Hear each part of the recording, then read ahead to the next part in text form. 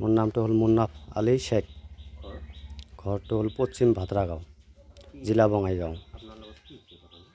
মোৰ লগত হৈছে মানে ঘটনা, মই বিয়া কৰাইছিলোঁ ঢালিগাঁও। বিয়া কৰাৰ পিছত মানে বিয়া কৰাৰ আগতে আপিটা বেয়া আছিল। মোক নজনোৱাকৈ ওই আপিটাই দিছে। দোৱাৰ পিছতো আপিটা এনেকুৱা বেয়া হৈ গ'ল, এটা এটাকৈ চাৰিবাৰ পৰকীয়া মই 3বাৰ এনে লৈ মানি খাইছোঁ। খোৱাৰ পিছতো যেতিয়া 4 নম্বৰত হৈছে তেতিয়া মোৰ শহুৰে আমাৰ ঘৰৰ পৰা আহি কিনে লৈ গ'ল। শহুৰে আৰু শহুৰীয়ে আহি লৈ গ'ল। লৈ যোৱাৰ পিছত নেক্সট দিনাই ডিভোৰ্চ দিয়া কথা আছিল। ডিভোৰ্চ নিদিয়াকৈ পিছত আৰু উল্টা মোকে কয় যে আমি বেটি কয় জেগাত বিয়া দিম। পিছত মই মানি লোৱাৰ পিছত মই খুজিছিলোঁ তাৰ পৰা বিচাৰ, যে তেনেহ'লে আপোনাৰ বেটিটো যদি বাৰে বাৰে এনেকুৱা কৰি থাকে, এইটো মোক ন্যায্য বিচাৰ দিয়া, মোৰ বউটো মোক গোটাই দিয়ক। ইয়াতো মানে ডাইৰেক্ট এনেকৈ কয়, আমি কোনো বিচাৰ দিব নোৱাৰিম, আপোনাক এনেই লৈ খাব লাগিব। তাৰপিছতো মই বহুত চিন্তা ভাৱনা কৰি ল'ৰাটোক লৈ তাৰ ঘৰত গ'লোঁ। ইয়াতো মানে বহুত ফোন কৰি কেনে কাৰোবাৰো কৰি থাকে, ভিক খুজি থাকে ল'ৰাটোক। থকাৰ পিছত মই বহুত চিন্তা ভাৱনা কৰি আপিতাই ফোন কৰিছিল। ইয়াত থকাতে কাৰোবাক ফোন কৰিছিল, মানে ফোনটো কৰিছিলে আৰু ফোন কৰাৰ লগতো মানে ভিডিঅ' কলত নিজৰ ইজ্জতটো বেলেগক দেখাই দিয়ে। দেখাই দিয়াৰ আপোনাৰ এবাৰ এনেকৈ দিল, মানি লৈ খালোঁ। 2বাৰ দিল, মানি লৈ খালোঁ। 3বাৰো দিল, তাও মানি লৈ খাইছোঁ। 4বাৰৰ পৰা মই বিচাৰ খুজিছিলোঁ।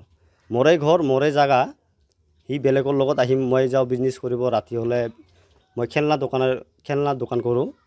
সেই দোকান কৰা যাওঁতে সেই ৰাতি হ'লে বেলেগ আপা লৈ ঘৰত থাকে। যেতিয়া মই বস্তুটো গম পালোঁ, গম পোৱাৰ পিছত তাক সোধ-পোছ কৰিলোঁ। সোধ-পোছ কৰাতে তেওঁ নিজে স্বীকাৰোক্ত হ'ল, অমুকৰ লগত মোৰ এতদিনৰ পৰা ৰিলেশ্যন হৈছিল, মই তাৰ লগতে বিয়া হ'ম। সেইখিনি কথা কৈ কিনে তাৰ নেক্সট দিনত তাৰ বাবা মা আহি কিনে তাক লৈ গ'ল। লৈ যোৱাৰ পিছত ডিভোৰ্চ দিয়া কথা আছিল, দিয়া নাই। নিদিয়াকৈ তাৰপিছত আৰু মোক মানে কিমান কি কৰি কিনে ফোন চোন কৰি কিনে তাৰ ঘৰত লৈ গ'ল। লৈ যোৱাৰ পিছত আঢ়াই মাহ থকাৰ পিছত ইয়াতত মানে ইয়াৰ মা এনেকৈ দুৱাৰমুঠিত খাৰা হৈ থাকে, থিয় হৈ থাকে, বেটি বেলেগৰ লগত ফোন কৰি গল্প কৰি থাকে। যেতিয়া মই কামৰ পৰা আহি কিনে দেখিলোঁ, দেখাৰ পিছত মই যেতিয়া কোৱাৰ পিছত তাৰ মায়ে আৰু উল্টা মোক ক'ল কি, ফোন থাকিলেতো মোবাইল থাকিলেতো ফোন কৰিবই, ফোন আহিবই। তাৰপিছত যেতিয়া মই ক'লোঁ এনেকৈ হ'লেতো নহ'ব, কোৱাৰ পিছত মই ঘৰলৈ আহিব ধৰিলোঁ। আহাতে তেতিয়াতো মানে মোৰ নতুন এটা গেঞ্জি আৰু এটা চোলা চাৰ্ট টানি চিৰি ফেলি মোক তাৰ ঘৰৰ পৰা ওলাই দিল। ওলাই দিয়াৰ পিছত আপোনাৰ 1.5 মাহমান পিছত যাই কিনে কাজলগাঁও কোৰ্টত কেছ কৰিল, মোৰ নামত মেইনটেনেঞ্চ কেছ কৰিল। কেছ চলি থকা অৱস্থাত মই ফিৰি এজাহাৰ এখন বঙাইগাঁও কোৰ্টত কেছ কৰিলোঁ। কেছ কৰাৰ পিছত এতিয়া কেছ চলি থকা অৱস্থাত আজি 4 মাহ হ'ল তাৰ ছোৱালীটো বেলেগত বিয়া দিছে নেংটিচিঙা। যেতিয়া নেংটিচিঙা বিয়া দিছে, তাৰ হাজবেণ্ডৰ ঘৰৰ পৰা আহি কেনে মোৰ লগত কেছত তাৰিখ মাৰি আছে। মই যেতিয়া বস্তুটো গম পালোঁ, গম পোৱাৰ পিছত তেহেঁতক সোধ-পোছ কৰিলোঁ। সোধ-পোছ কৰাতে তেহেঁতক মানে মানা কৰি থকা অৱস্থাত মই যেতিয়া তদন্ত কৰিলোঁ, যিজনে বিয়া দিছে, ঘটকালি কৰি যিজনে বিয়া দিছে, সেই ঘটকৰ লগত যাই কিনে বহি গল্প কৰিছোঁ যে ঘটক নিজে কৈছে বিয়া দিছোঁ, অমুক জেগাত বিয়া হৈছে, মই নিজে লগত থাকি কিনে বিয়া দিছোঁ। ডিভোৰ্চ নিদিয়াকৈ বিয়া দি দিলে, ইয়াতো বোলে এগ্ৰিমেণ্ট কৰিছে খালি। তাৰপিছত মই ঘটকৰ পৰা শুনি কেনে যি জেগাত বিয়া দিছে সেই জেগাতো গ'লোঁ। যাই কিনে বিয়া দিছে আপোনাৰ নেংটিচিঙা। তাৰ ল'ৰাটোৰ নাম হ'ল তাজিনুৰ ইছলাম আৰু তাৰ দেউতাৰ নাম হ'ল তমছেৰ আলীৰ ল'ৰাৰ লগত তাজিনুৰৰ লগত বিয়া হৈছে। হোৱাৰ পিছত যেতিয়া মই তাতে যাই কিনে তাৰ গাত তদন্ত কৰিলোঁ, তদন্ত কৰাৰ পিছত তাৰ গাঁৱৰ মানুহখিনিয়ে ক'ল হয় বিয়াখন হৈছে, আমাৰ কুৰবানী ঈদৰ আগতে বিয়াখন হৈছে। তেতিয়াতো শুনাৰ পিছত মই এই নেংটিচিঙা থানাত এখন এজাহাৰ মাৰিলোঁ। এজাহাৰ মাৰাৰ পিছত নেংটিচিঙা থানাৰ OC ছাৰে মোক ক'লে আপুনি নেক্সট কালি আহিব।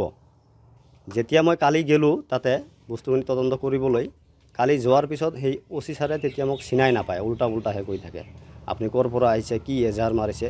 যেতিয়া মই এজাহাৰখন মানে জেৰক্স কপিখন যেতিয়া দেখাৰ পিছত OCয়ে মোক উল্টা যি ক'লে কৈ কিনে মোক আৰু মানে এনেকুৱা ভাবুকি দিছে আৰু যিহেতু মই তাতে অকলে গৈছোঁ, সেইকাৰণে তেহেঁতৰ ভাবুকি শুনি কেনে মই তাৰ পৰা নিজে কোনো নোকোৱাকৈ নিজে মই তাৰ পৰা গুচি আহিছোঁ। মানে সি মোক মানে ৰেছপন্স নকৰাকৈ আৰু তেহেঁতৰ মানে উল্টা ভাবুকিহে দিছে। এজাহাৰখন দিয়াৰ পিছত এতিয়া মোক লাগে কি এইখন ডিভোৰ্চ নোহোৱাকৈ যে বিয়াখন হ'ল, মানে ইয়াতো ডিভোৰ্চ কৰিছে নে নকৰিছে মই সেইটো গম নাপাওঁ, কিন্তু এতিয়ালৈকে মই ডিভোৰ্চৰ কাগজ পোৱা নাই। আৰু ডিভোৰ্চ নোহোৱাকৈ যে বিয়াখন হ'ল, ইয়াৰ নিজ বিচাৰ হ'ব লাগে, বস্তুখন ভালকৈ তদন্ত কৰি ইয়াৰ বিচাৰখন নিজ বিচাৰ মোক লাগে আৰ কি। যিকোনো খবৰৰ বাবে যোগাযোগ কৰক আমাৰ এই নম্বৰত 9181 307 221।